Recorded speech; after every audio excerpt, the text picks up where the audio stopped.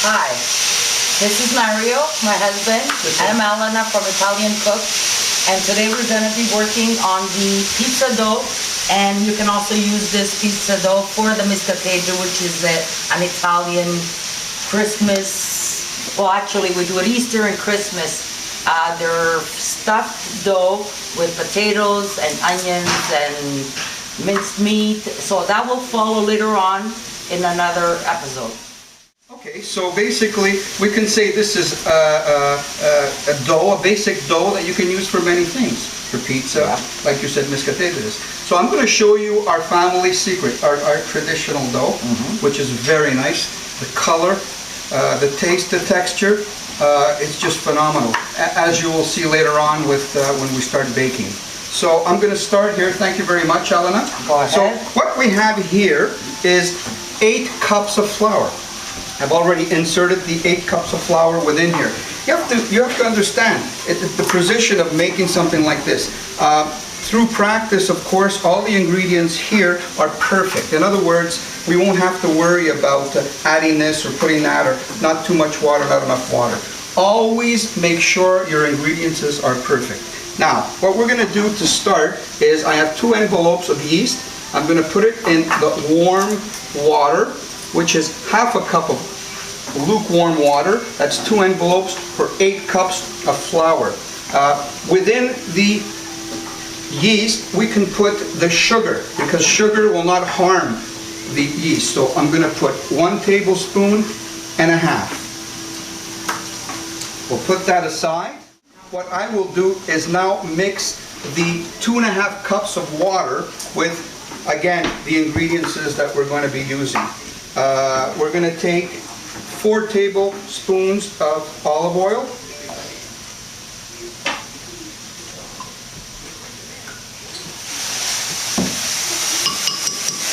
We're going to put 1 tablespoon and a half of salt. We're going to put approximately 2 tablespoons of tender flake or Crisco. Setting up the mixer. It's always nice to have a mixer. You could always also use, here, get the appliance over here. We're going to put that inside. You can do it by hand, but it's preferable to get a mixer like this. So now that's ready. We're going to mount it. Okay. This mixer has 10 speeds. I used speed number 2. You cannot go more and less. You can do that, but you're better off at setting number 2. So if you have a mixer that has 6 settings, obviously you'd have to go to setting 1 or 2. I have 10 settings, so I'm going to go on setting number 2. I won't need this anymore. So now basically the yeast is starting to melt and starting to activate. They usually say 10 minutes, but even 5 or 6 minutes, 6 minutes to 10 minutes is good. You're going to mix the ingredients over here, which is the salt, the olive oil, and the tender flake or Crisco. So that's ready to go. So 2½ cups of water and half a cup of water and yeast and sugar. And this here, what we have here, this is just preventive. Just in case we notice that there's not enough flour, there's always good to have this on the side. We have 8 cups of flour. So let me start the machine. Always start with the yeast mixture, very important. This way we'll make sure that it's everywhere. And you just play around. Put a little bit in the center, a little bit on the side.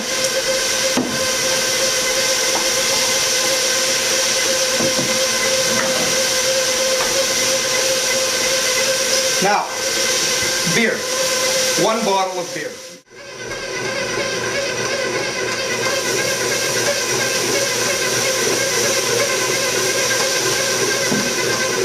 And now we're ready to add the water. our mixture.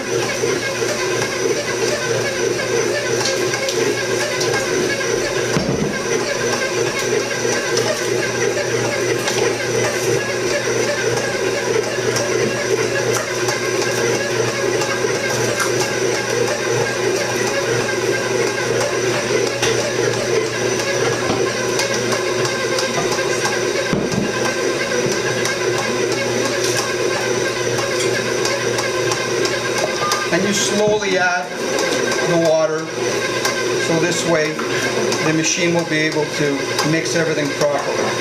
Now, like I said, these are precise measurements.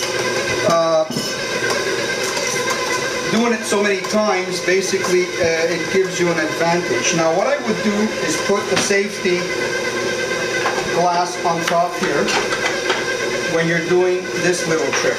Now, it's always good, like I said, to add a little bit just so that it gives the mixer an opportunity to pick up the dough.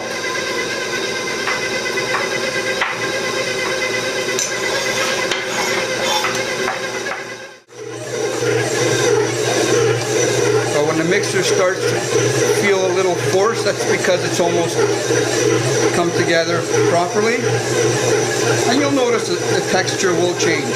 So, you know, don't stop the machine, just let it keep going until the bottom flour is absorbed within the dough.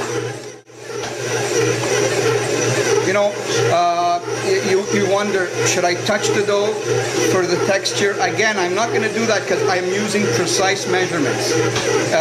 If you're not using precise measurements, yes, you have to stop the machine, drop it, touch it, and see if the texture is good. In my case, the texture is good because I'm using, again, precise measurements.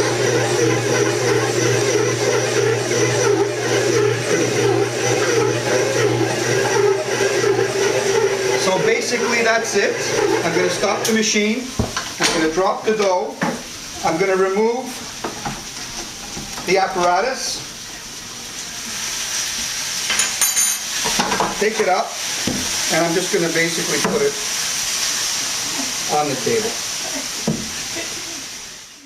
You take the dough and you just basically, again, it looks easier.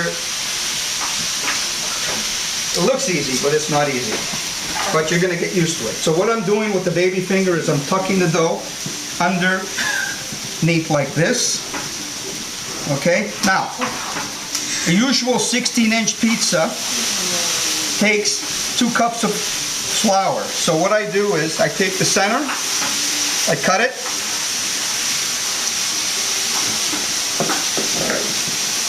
and I cut it again in 2.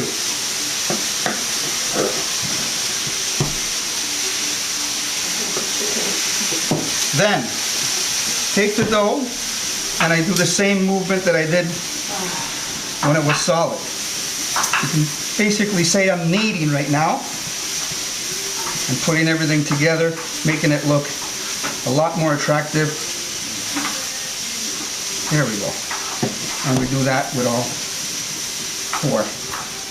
So what I'm doing here, you got 4 large pizzas right here, folks. Yeah. Can't get more precise than that. At least all your pizzas are going to have the same thickness. Once our balls are ready, what we're going to do is I'm going to have Rosa come over here and take these to an area where there's a little bit of warmth under a tablecloth or under, so we're going to follow Rosa to the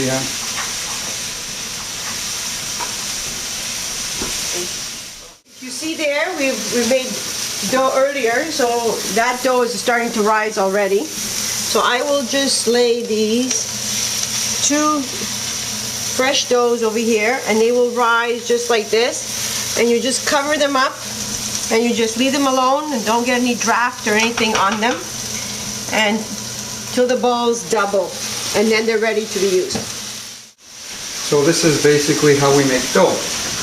We're going to see you in the next episodes when I'm going to show you how to make the pizzas, the miscatedders. We're going to have a lot of fun with that. Thank you very much.